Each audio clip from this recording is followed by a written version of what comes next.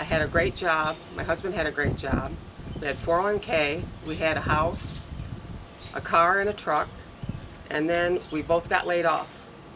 And my husband ended up passing away. I had to go on unemployment, use my 401k to live on, and I couldn't do it anymore. I ran out of money, and I became homeless. And I needed help, but there's really not no help to be found. And we need to do something to help people that don't want to be in this situation but can't get out of it. And we really need the help. Hi, my name is Kim Kane and I'm the Compassion Ministry Director for Greenville Community Church. I've been asked to speak to you today about Have Mercy, which is our new faith-based nonprofit agency that was formed to address the needs of homeless families in our area. And I know it's surprising to hear that there's homeless families in our area, but going back to the 2007-2008 school district, there were 182 students that were registered as homeless within their school district. And that means that they didn't have a fixed permanent residence to go home to at night. In the 2009-10 school year, those numbers exploded to 482 students. And that equates to about 160 families. And the current statistics are at 645 students, roughly 240 families. And that's a best guesstimate because there's really no way of measuring all of the people that are currently homeless. We do it through the school system because we have the kids and we can register them there. But families that don't have children that are old enough to be in school, or maybe have children that have already graduated, or no children at all, there's no way of measuring them. So that 240 families is actually a low number.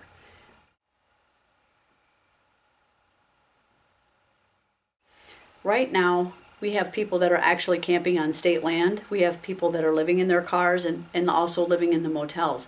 So it's not just doubled up with friends. It's a relatively safe environment for them. There's families that are not in safe environments as well in our area.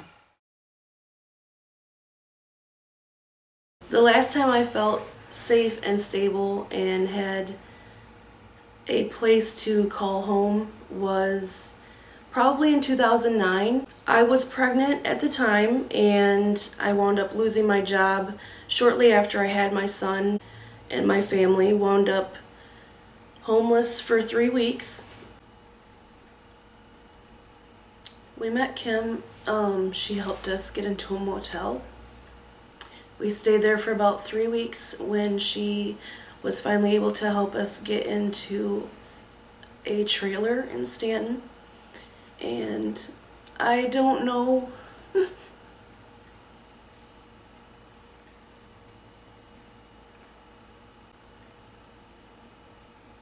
I don't know where my family would be without the help that Kim has given us.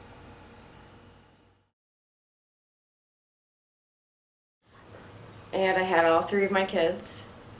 I found out that I had uterine and cervical cancer.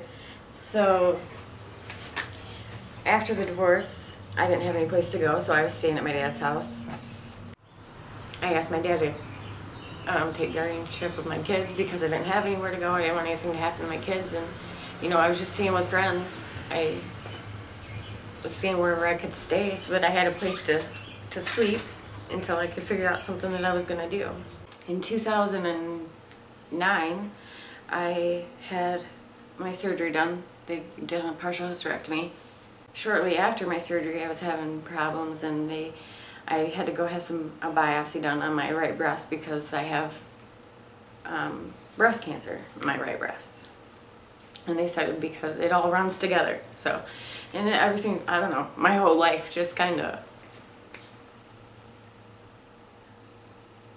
stopped for a second. I was worried about what was going to happen to my kids.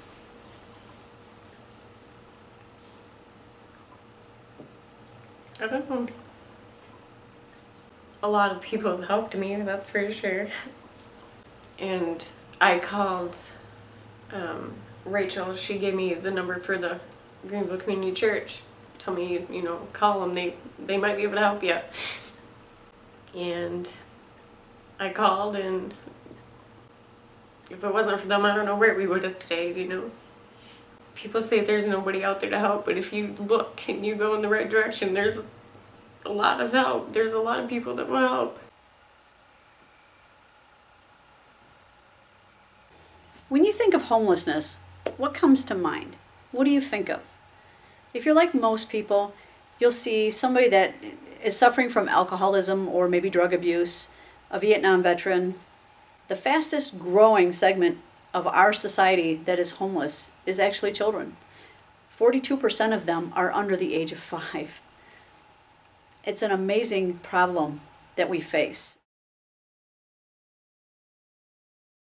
If you would like to get some more information on what we do, please go to havemercymi.org and you will find all the statistics that you could ever want, hopefully. And if you're interested in supporting us, we'd appreciate it, or in volunteering your time. Thank you.